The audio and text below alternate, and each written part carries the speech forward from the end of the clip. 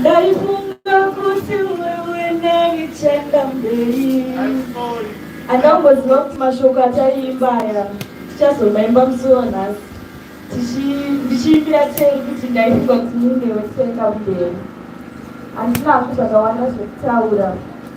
Inatei takatanga kushanda tese 2021.